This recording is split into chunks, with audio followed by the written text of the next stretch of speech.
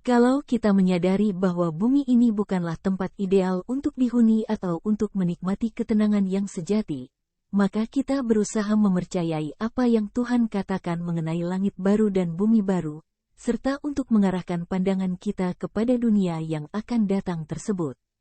Dalam hal ini, orang percaya yang benar akan selalu merindukan langit baru dan bumi baru di mana tidak terdapat penderitaan, baik penderitaan bagi dirinya, juga bagi orang lain.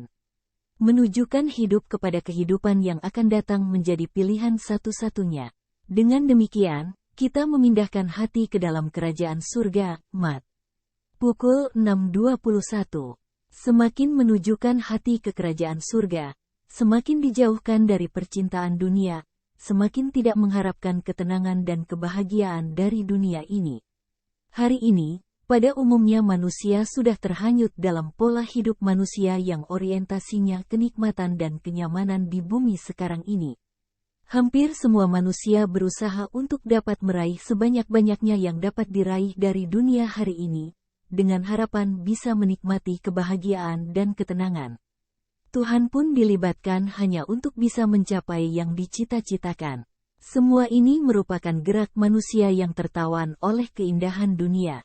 Sehingga, banyak manusia, termasuk orang-orang Kristen, yang terjebak dalam belenggu kuasa gelap menuju api kekal. Malangnya, mereka tidak menyadarinya sama sekali. Orang-orang Kristen yang mengasihi dunia ini sebenarnya menjadikan dirinya musuh Allah. Mereka menjadi mangsa kuasa gelap, dan tidak pernah menjadi anak-anak Allah yang mengabdi kepada Bapa secara benar.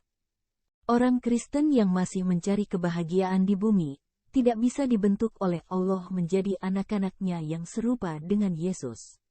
Mereka tidak bisa dipersiapkan masuk dunia yang akan datang sebagai anak-anak Allah.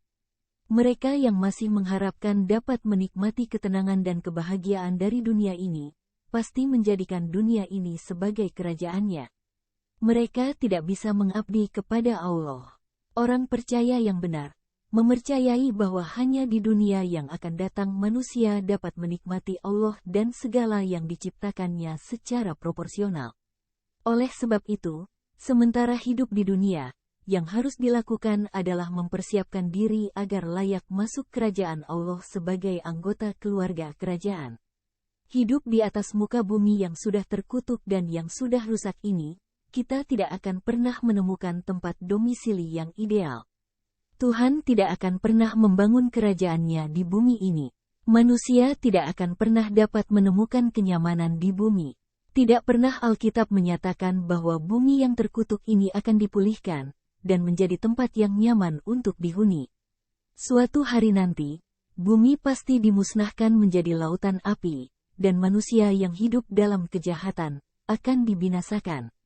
Oleh sebab itu, hidup di bumi ini harus dipandang sebagai kesempatan untuk mempersiapkan diri guna memiliki kehidupan yang akan datang, bukan untuk menetap dan menikmatinya seperti anak-anak dunia. Bumi ini bukanlah pelabuhan di mana manusia memiliki perhentian. Pelabuhan kita hanyalah Tuhan dan kerajaannya yang akan datang. Oleh karena bumi ini telah terkutuk dan bukan rumah orang percaya, maka orang percaya tidak boleh menikmati dunia hari ini, sama seperti orang yang tidak mengenal Allah. Fokus kita adalah bagaimana kita mengalami proses perubahan cara berpikir sehingga kita bisa selalu bertindak sesuai dengan pikiran dan perasaan Allah.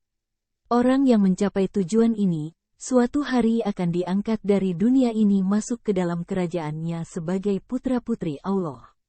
Sebagai orang percaya, kita tidak boleh mengharapkan ada kebahagiaan yang ideal yang dapat kita peroleh di dunia ini. Sebab, kalau seseorang berpikir bahwa di bumi ini bisa menikmati kebahagiaan, maka berarti berkhianat kepada kerajaan surga dan Tuhan sendiri. Orang-orang yang masih mengharapkan kebahagiaan dari dunia ini, tidak pernah bisa setia kepada Tuhan.